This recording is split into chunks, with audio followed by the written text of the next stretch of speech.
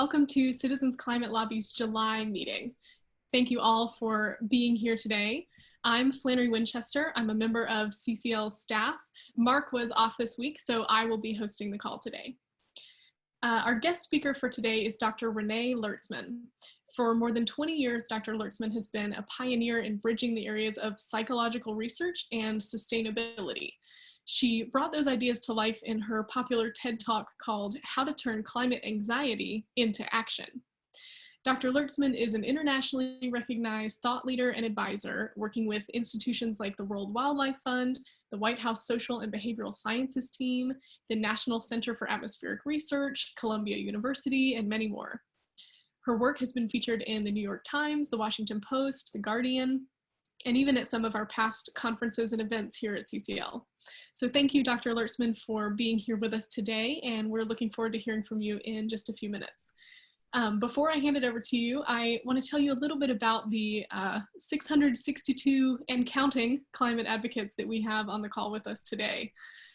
These are people who have been absolutely phenomenal in the face of all the crises that our country is facing right now. In the face of climate change, they've been working for years to try to move Congress forward.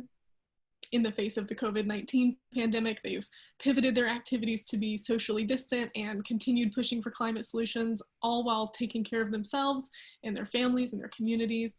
And now, in the face of America's reckoning with racism, so many of these compassionate, thoughtful people have been asking, what can we do? How can we help? So I just wanted to set the stage for you that you're talking to a group of people who are incredibly dedicated and active, but also dealing with a lot of heavy stuff these days. So I know we're all excited to hear from you. So take it away, Dr. Lertzman.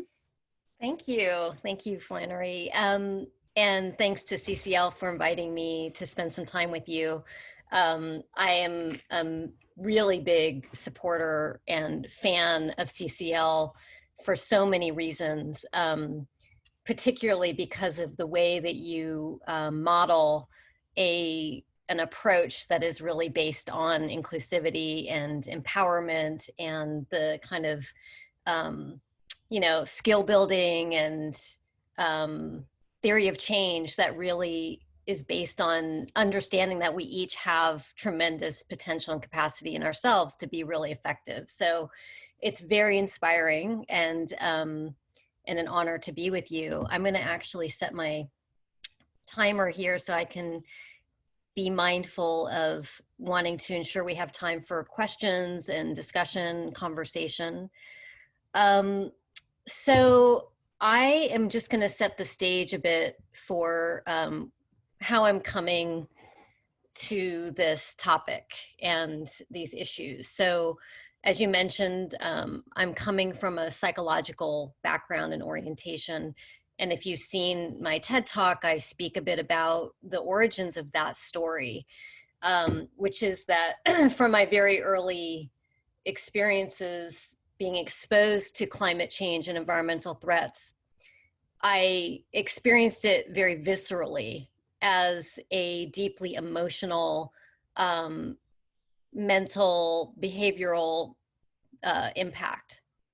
And because I was already planning on going into training as a psychologist at the time when I was 18, 19, what happened was it was almost like this meteor kind of hit my whole consciousness around what it means to be a psychologist in our world today.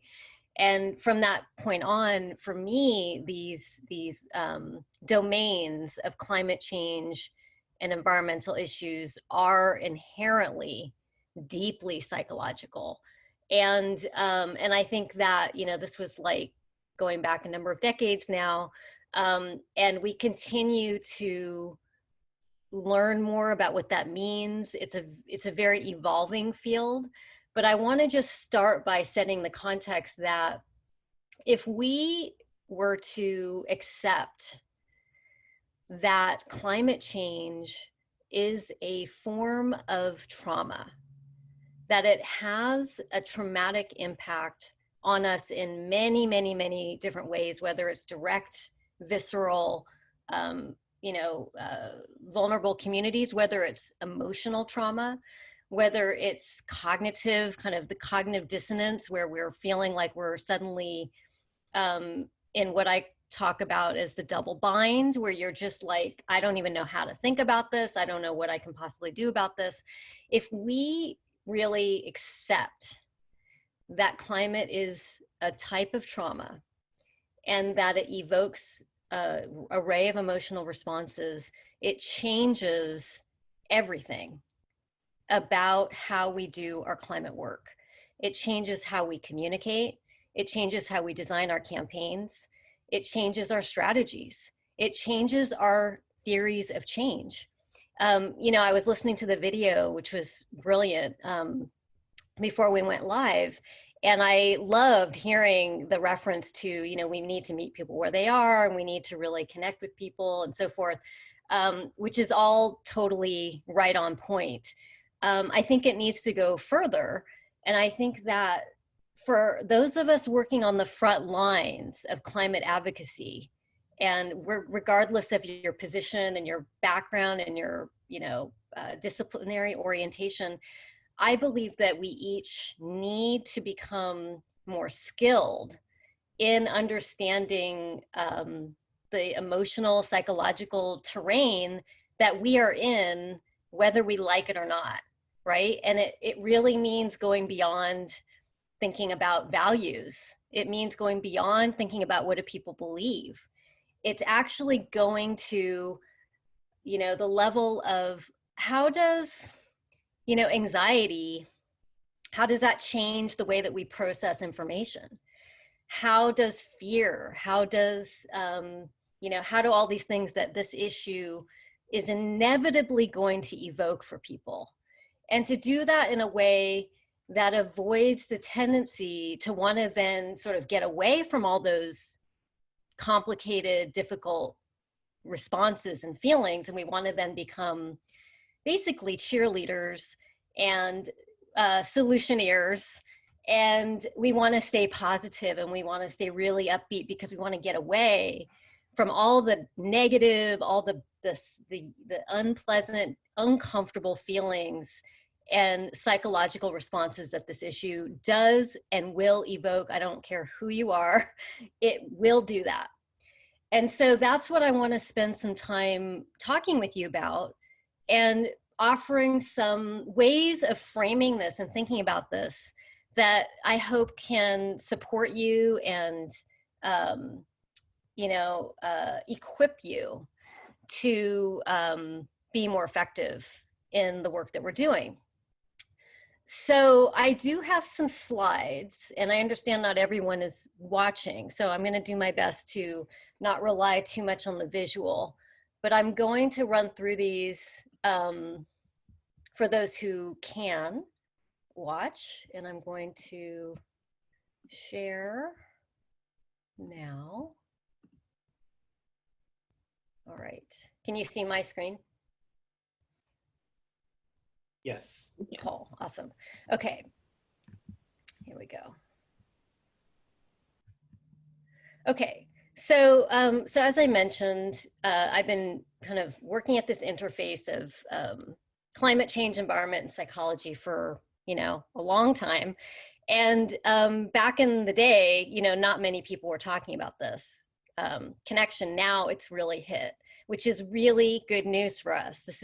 This is incredibly positive that we're now seeing.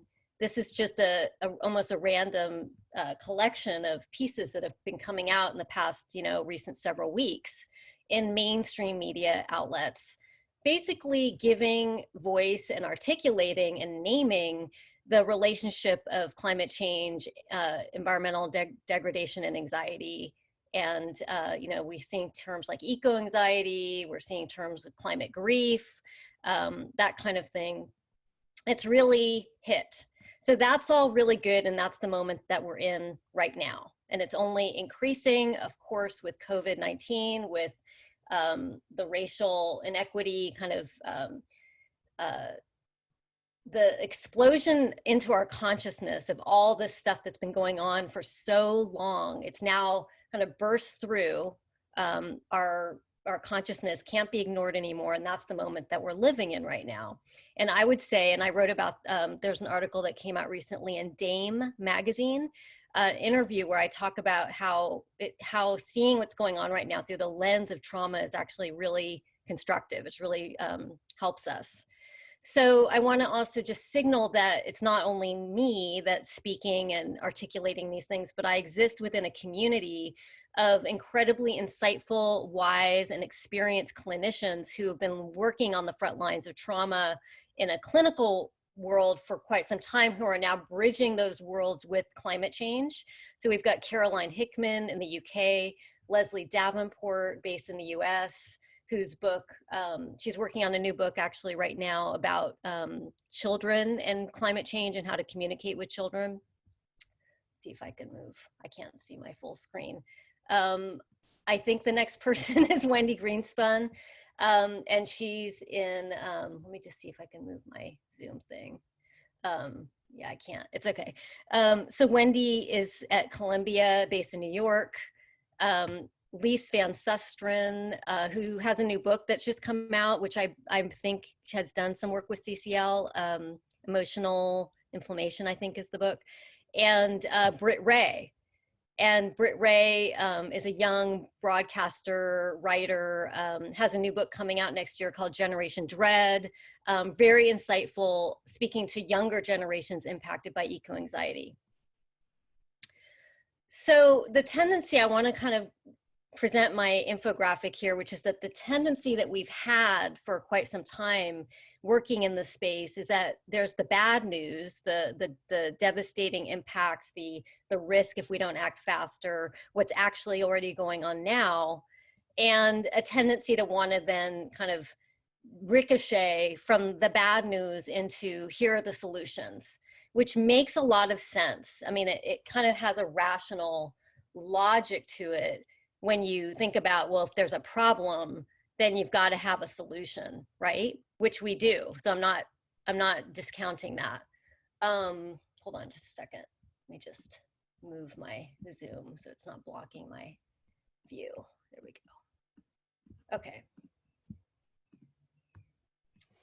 So then we've got, the kind of common ricochet of despair, and then we want to go into hope. So I think some of you can relate to this, where you might be experiencing in your own lives and your own experience this kind of like, well, at times I really feel deep despair, because if you are aware and awake to what's going on, I would say it's impossible, frankly, not to have some level of despair. And at the same time, there's a lot of reason for what we would call hope or optimism and so forth.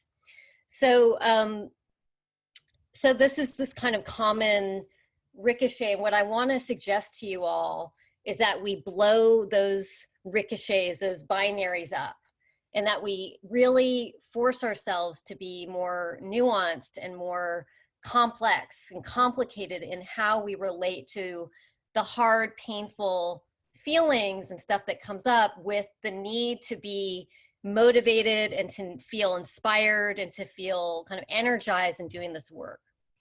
And so one of the ways that I think is really important to do that is by recognizing that when we are in confrontation, when we have to engage with what I would call, hard truths, which climate change is, difficult truths, that we as humans, we tend to want to avoid it, and we go into all kinds of denial, soft denial, hard denial, and so forth.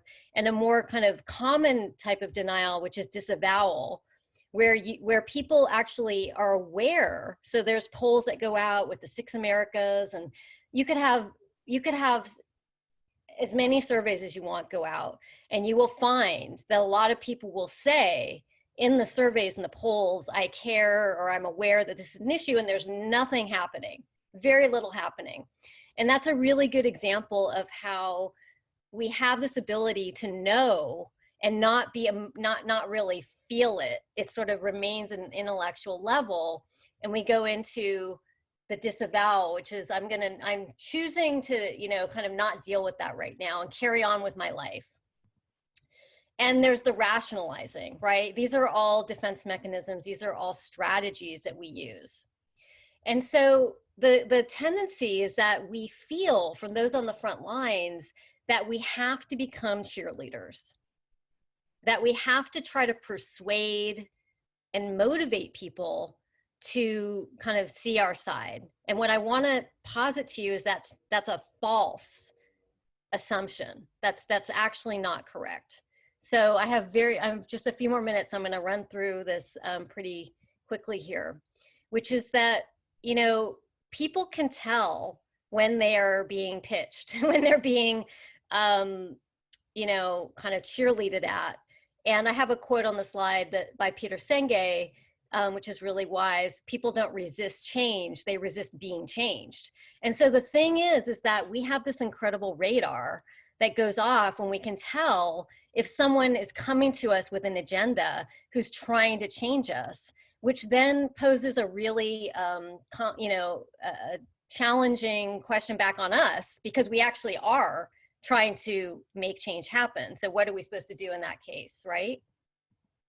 So, you know, what's really common is that we have this tendency to fall into these modes of relating and communicating. And one is being an educator, which I know we all know.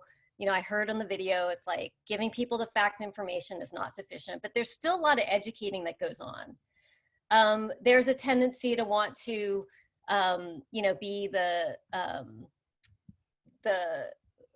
cheerleader, the writer. Writing is something from motivational interviewing where this is the moral reason why this is the right thing to do, and you're kind of have that pointing finger vibe going on. There's the cheerleader, right, which is I want to keep it inspired, I want to keep you feeling positive and so forth, which can be really exhausting.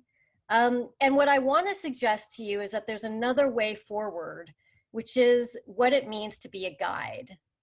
And what it means to be a guide, the concept of guiding comes out of motivational interviewing, which is the most evidence-based field in the public health sector that relates to how people change, and especially around behavior change. And I think it has so much insight and potential to inform the work that we're doing on the front lines of climate change. So guides, what they do when you're guiding is that you are providing information. You are making sure that people are informed. You are being a bit of a cheerleader. You are kind of giving people a sense that there's a lot of possibility. There's a lot of like opportunity and all of that. But the thing about being a guide that's different from being a cheerleader, an educator, a writer, is that a guide provides what is called, or what I'm calling, a relational home. And why do we use that term, a relational home? Go back to what I said 10 minutes ago about how climate change evokes really difficult, complicated responses in people, often unconsciously. It's a traumatic zone. It's very activating for us in many, many, many different ways, and many different, depending on who you are and where you are.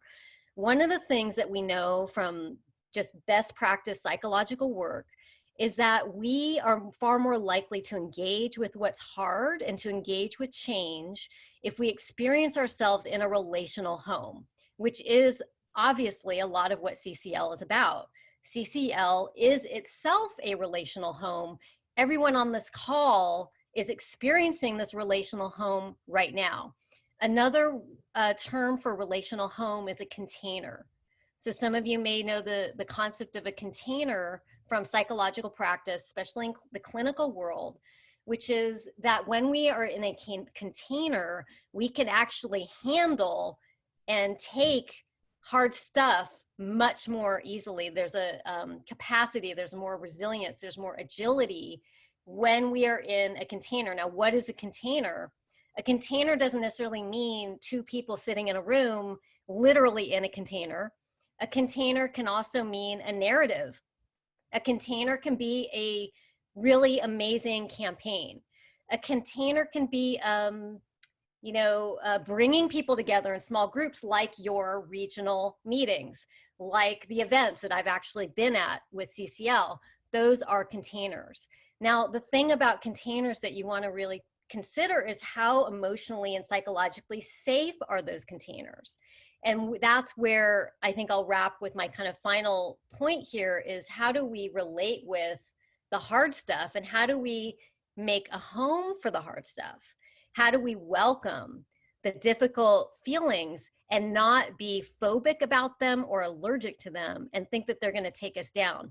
Because I can tell you that if we have that attitude in our own work, in our own selves, and with others, we are actually not as resilient. There's a sort of a rigidness, there's a brittleness, there's a lack of suppleness, because these are really hard things. And so that's one of the things that I found to be so powerful in my training and my exposure to work like motivational interviewing, is that it's what's called, Carl Rogers has this term, the paradox of change, which is that when we feel that we can really be ourselves, that we're really understood and listened to, deeply listened to, then we are far more open to receiving and being open to information that will change us. So I'm going to just, I talk about these A's: anxiety, ambivalence, and aspiration. I'm going to actually, I'm going to stop my sharing. Hold on a minute. This is always where my slides get unhappy. Hold on.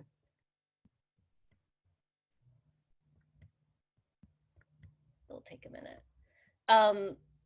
I'll just keep talking while this is frozen on ambivalence of all things.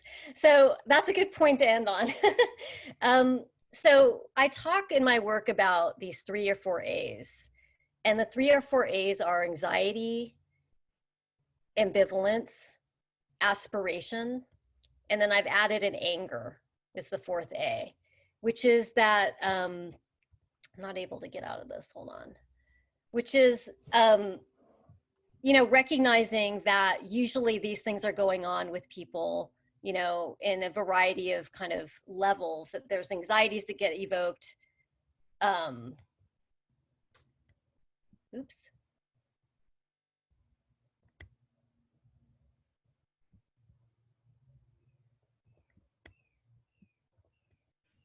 You're good, Renee. I think Okay. Rick just pulled them down for you. Thank you. So there's anxieties, there's ambivalence. If we had more time, I could talk more about that, and maybe that can come up in discussion. But ambivalence is where people are really in conflict within themselves. Like, part of me wants to engage, but I'm afraid, or I'm worried what people are going to think, or what about my constituents, and what about my stakeholders, and what about this, and what about that. That's ambivalence, which is not the same as people not caring. It's not quite the same as, a lack of concern. It's where people feel really torn. And so it's really, really important in our work that we're hyper tuned into ambivalence. It's almost like we have this like incredible radar to listen for where's the anxiety, where's the ambivalence, and to be able to then really name that and speak to that. So there's more to say, and I know we're at time, so sorry for going on longer. The last thing I'll just mention is that I do have an initiative called Project Inside Out, which has been developing some resources and tools to share out with climate groups and organizations, and you can check that out. It's online, projectinsideout.net. And I'm creating these sort of guiding principles that can really help, I think, people working on the front lines. And one of them is really what I'm speaking to today, which is the concept of attunement and our capacity and really, skill building around how can we be attuned, not only to ourselves, but to those that we're working with. So I'll end here and we can keep talking in the discussion. That's great. Thank you for sharing all of that. We have lots of questions here in the Q&A, so I'll start with one from Peter. He has shared a quote from Greta Thunberg. He said in one of her early interviews, she said, "I don't care if what we're doing is hopeful, we need to do it anyway. Even if there's no hope left and everything is hopeless, we must do what we can." And he's asking your opinion on that attitude. Do you think that that's damaging, or is that helpful? I think it's incredibly helpful. It's like what she's articulating is it's a psychologically astute perspective and insight, which is that if we rely on hope to keep us kind of motivated, it's very tenuous. it's okay to have a relationship with hope and hopefulness, but it doesn't really work as a theory of change, because it's precarious. It's leaving things too much on the kind of externally influenced in terms of how it informs us. Really, if you talk to people who are in this for the long haul, what really people are rooted into is not relying on, this hope. What people are rooted into is, this is what it means for me to be a human being right now. And I can't imagine being any other way. This is just kind of what it means to be alive. So it's kind of outside of the whole kind of hope, despair framework. Got it. We have another question from Stephen. He's asking, are people looking at how people have reacted to COVID, the coronavirus, as a guide for how we might react to climate change, especially as it's becoming more globally urgent? Mm-hmm. Absolutely. There's so much to be learned right now around COVID and our relationship. The way I see it is, what is our relationship with reality? It really comes down to that. And how do we obfuscate? How do we create kind of barriers between ourselves and reality? And so, without question, we're seeing in broad display exactly the full spectrum of that. The one thing I would just say about COVID, again, it's a traumatic event. It's a collective and personal traumatic event for all of us in varying levels and degrees. The one thing I would just say about people working in climate for a long time is the tendency to want to kind of rush in and say, see, this is what we've been talking about. We let's not go back. We have this opportunity to go forward. Let's not go back. I think there's a lot of anxiety in the climate space of, oh my God, like, what an incredible opportunity we have. We shouldn't want to go back. And we need to do everything we can to kind of propel this rupture, this trauma, into a constructive, productive direction. And that makes sense, but I think it's incredibly important if we go back to attunement and we go back to recognizing that we're all in a state of trauma in some way or another, that we're not really at our best selves, our best thinking selves when we're traumatized.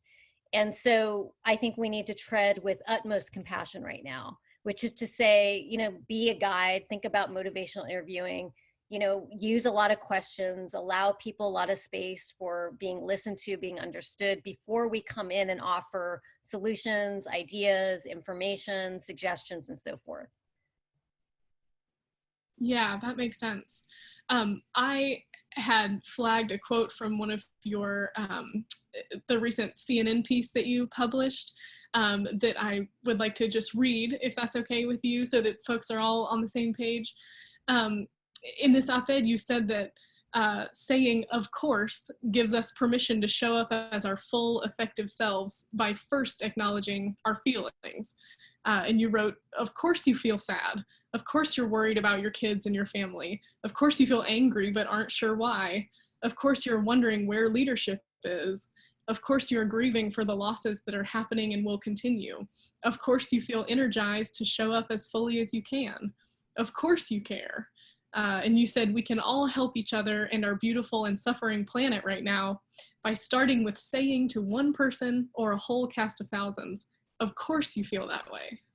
And I thought that was incredibly powerful. Is there anything you want to, anything else you want to say on that idea?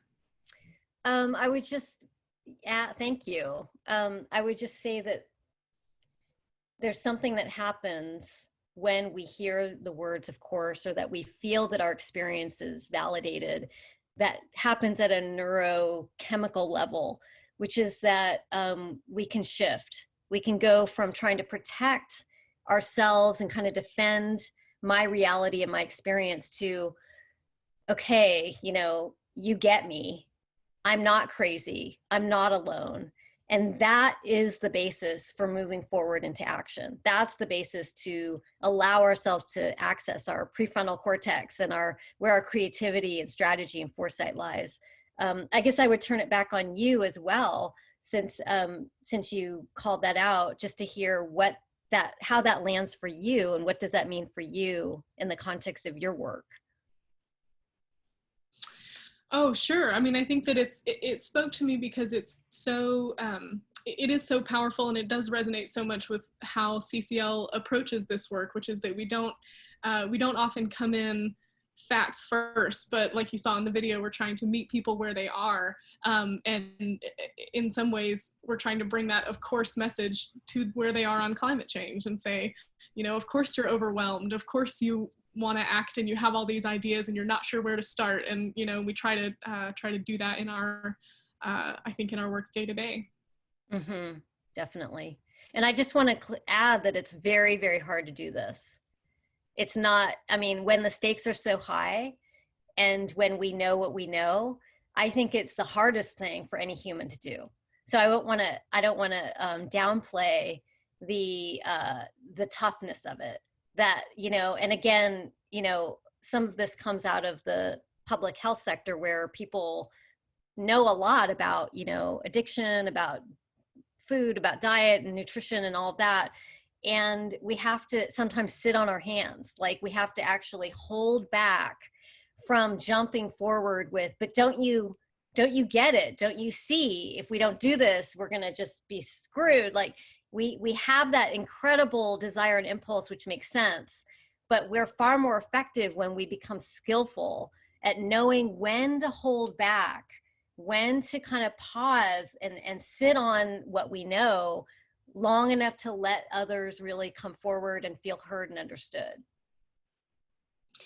Absolutely. Well, thank you so much, Dr. Lertzman, for being with us today. That was all really valuable. We appreciate your help navigating these tough times. Thank you. It's great to spend time with you. Sorry we didn't get to all the questions. Oh, no problem. We'll send people to you on Twitter.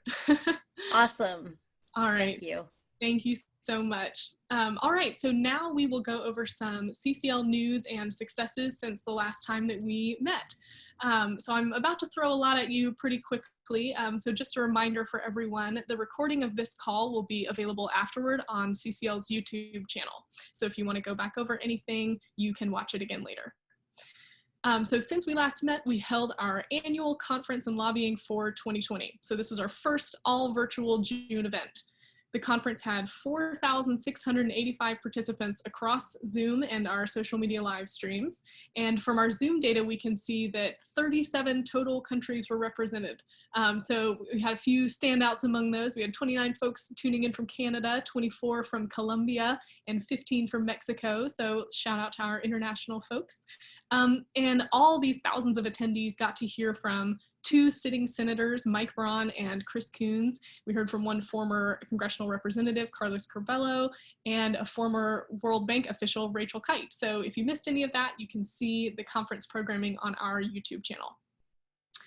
And then after our conference programming, our volunteers held 442 meetings with the House and the Senate.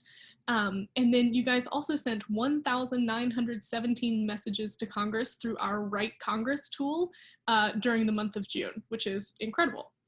And our lobbying efforts got some great media coverage.